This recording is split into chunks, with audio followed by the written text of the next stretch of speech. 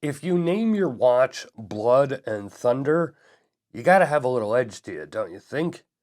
Well, that's what Vancouver Watch Company named their latest model, or should I call them Cobra Watches, or Cobra de Calibre. Yeah, it seems this brand has had a bit of an identity crisis over the years, but one thing's for sure.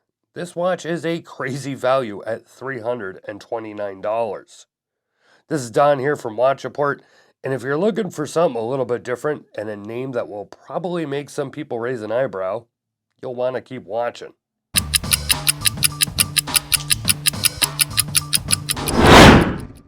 So yeah, if you're not aware, Vancouver Watch Company used to be called Cobra de Calibre, or Cobra Watches. And technically they still are, or at least their social media is. Being honest, I like the name Vancouver Watch Company much more. And yes, they are out of Canada, with the watches, of course, being produced in Asia. I've reviewed a few watches from Cobra over the years, but it's been quite a long time since the last one. I think back to 2016.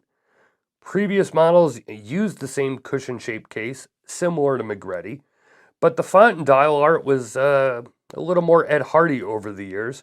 But now Vancouver is producing a much more straightforward-looking dive piece, though I would not call this watch boring. And that's not the only change, as the price has actually gone down. I looked back at my 2016 review, and the price was $399, and that was for a watch that only came with a leather strap. Now it has been upgraded to an H-link stainless bracelet, yet it still retains everything else with the exception of the water resistance has gone from 500 meters down to 300, but I don't think anybody's going to really care about that. I'll throw up the full specs on the screen so you can see all you can get for $329, and if this golden or mustard yellow dial color, as I like to call it, doesn't work for you, there are a few other dial colors like black, white, and I believe blue, and also DLC versions. For this price, it's pretty hard to find one fault with this piece. Taking the design aside for a minute, as looks are subjective, I can't remember the last time I've seen a piece with these specs for well under $400. It's not just the specs either. Take a look all around the case, the bezel insert, bracelet, and you will not only notice that the only place where any high polish is on the case back, but also how nicely finished the Blood and Thunder is. Watches from micros that look and feel like this are easily going for $600 or more these days. Obviously, there's always a few exceptions. Everything is here. You got a sapphire, screw down crown, great bezel action, a massive bracelet that could easily fit in an 8.5-inch wrist, if not more. And for those that like to see the 90-15 movement, you can do that here as well. Now, when it comes to looks, I gotta say, I love it. The candy bar style applied markers look great, and I love how everything is outlined on this color in matte black, not gray or polished chrome that could look black depending on the lighting, but actual black. While this handset has been used on previous models from the brand, I still feel it's pretty distinct, and of course the entire dial is very easy to read. We get another color matched date wheel again, nestled there at the 6 o'clock position. When you get up close, you'll notice two things. The dial has a slight sparkle to it, and it's not just applied markers that have superluminova, but this is a sandwich dial as well. The circle dots on the outer part of the dial are cutouts with the lume coming from underneath. You'll notice those dots match the lume dots on the bezel as well for a nice cohesive look.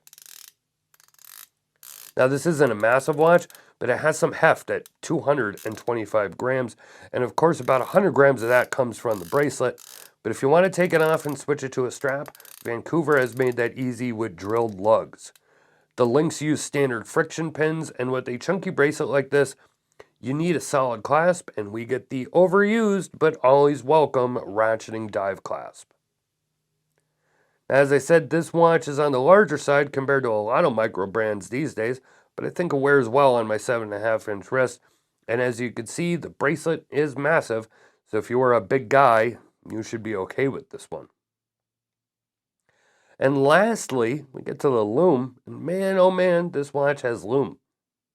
With all the watches that come in for review, many of them being dive watches, I think lume is greatly improved, and many will do the job and more. but some watches just look fantastic in the dark, and this is one of them. I love the look of those bezel dots all loomed up. I couldn't say a bad thing about this watch if I wanted to. Alright, I'd still prefer a solid case back over the exhibition window, but come on, this price for this watch, it's almost unheard of these days. How's it possible? I believe this is a side job for Johnny, owner of Vancouver Watch Company, and possibly he's been sitting on these cases and movements for a while. I don't know. Whatever the case may be, this watch is a gem for sure. If you want to see more, all links are down in the description, including a link to the written article, the brand website, and Watch Report t-shirts and hoodies from Teespring. Please be sure to like, share, subscribe, and hit all those notifications. And if you want, you can check us out on social media. It is, of course, at Watch Report. Thank you for watching, and I will see you next time.